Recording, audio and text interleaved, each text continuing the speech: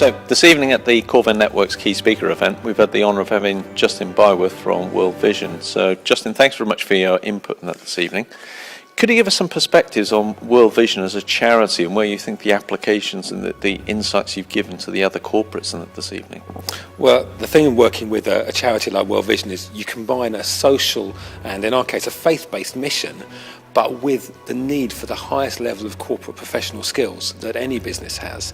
We're a global organisation. We work in nearly 100 countries, and we have a turnover of $2.7 billion. So we need the best HR, we need the best finance, we need the best of everything, which actually the world's poor deserve.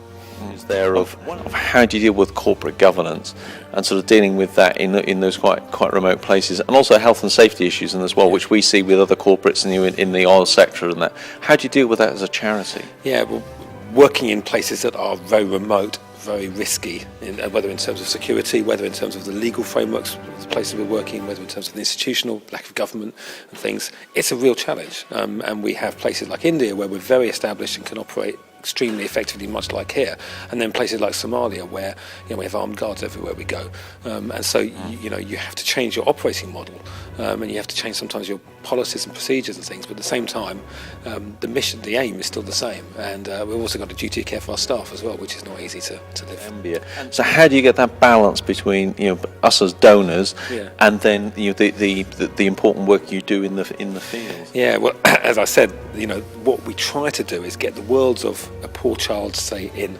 your example in Zambia, with a more kind of comfortable family in somewhere like the UK, and bring those worlds closer together so that there's an understanding both ways. Actually, I find, I sponsor 2 children myself, that they get a window into our world because of the communications they get, and we get a window into theirs.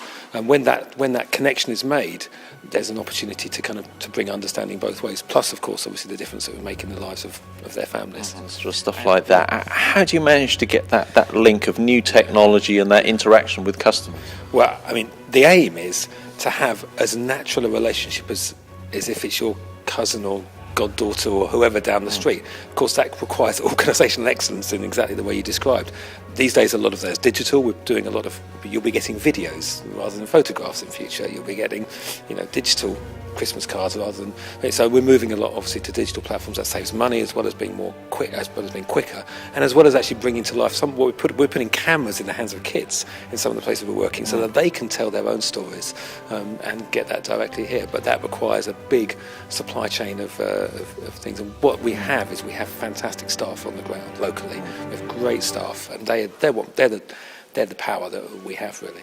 Right. Well, thanks very much for your insights tonight. The corporates that have been along this evening, I think, have really got some great insights. Well, can I just say thank you, because I've met some fantastic people here this evening, and I had discussions about mobile technology and the use of that in Africa, discussions about turnover and how to reduce turnover in an organisation like ourselves, discussions about a whole range of things that are very applicable to our work. So I really appreciate the opportunity. Great. Thanks so much for your input. Thank you. Thank you.